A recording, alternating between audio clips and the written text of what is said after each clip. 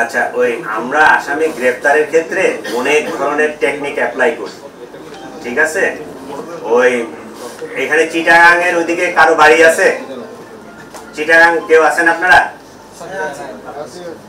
এই রাউজান হাটহাজারি সার্কেলের আমি একসময় এএসপি ছিলাম, ঠিক আছে, সার্কেল এএসপি।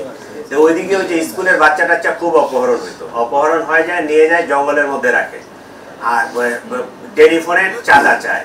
তা আমরা করতাম কি, ওই যে টেলিফোনে চাঁদা চাচ্ছে ওকে আইডেন্টিফাই করে ওর বাড়ির ওর বাবা মা অথবা ভাই বোনকে তুলে নিয়ে আসতাম, নিয়ে আসে ওর সাথে নেগোসিয়েশন হইতো যে তুমি ভিকটিমটা ছাড়ো, তারপরে আমরা এটা ছাড়বো। আমরা অনেক সময় অনেক টেকনিক অ্যাপ্লাই করি। এইটাও একটা আমাদের টেকনিক ছিল। তার ফ্যামিলির উপর ওই রকম চাপ ছিল যে ওরে আসে যদি আপনারা না দেন, আমাদের কাছে হস্তান্তর না করেন, তাহলে আমরা কিন্তু আপনাদের ফ্যামিলি মেম্বারদেরকে অ্যারেস্ট করবো।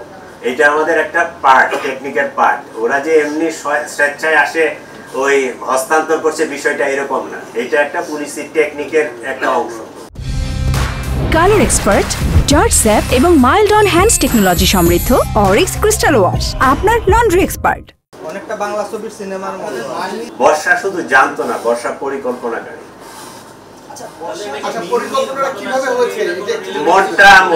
মোটামুটি মিন্নির ঘটনার সাথে মোটামুটি সিমিলার। যদি জুবাইরের সাথে রিলেশন করেই থাকে, তার সাথে রিলেশন হলে তাহলে তাকে কেন খুন করবে? এটার জবাব তো আসলে আমি দিতে পারবো না, জবাবটা সেই দিতে পারবে। আমরা যেটা পাইছি সেটা হচ্ছে যে আসলে কম বয়স্ক তো, 18 বছর, সে মনে হয় ওই ডিসিশন নিতে পারতেছিল না। সে যখন মাহিরের কাছে যায়, মাহিরের সাথে তার দীর্ঘদিনের পরিচয়, দীর্ঘদিনের প্রেম, ঠিক আছে? সে মাহিরের কাছে যখন গেছে, মাহিরকে সে বলছে যে জুবাইরকে না সরালে আমি আসলে তার কাছ থেকে সরে আসতে পারবো না। আচ্ছা, এই যে আপনি বললেন যে ওই সময় পোস্ট দিয়েছে, এটা কি তারা হত্যার উদ্দেশ্যে দিয়েছে নাকি এমনিতে আঘাত করতে গিয়ে তাকে ভয় দেখানোর উদ্দেশ্যে আঘাত করতে গিয়েছে, সে নিহত হয়েছে?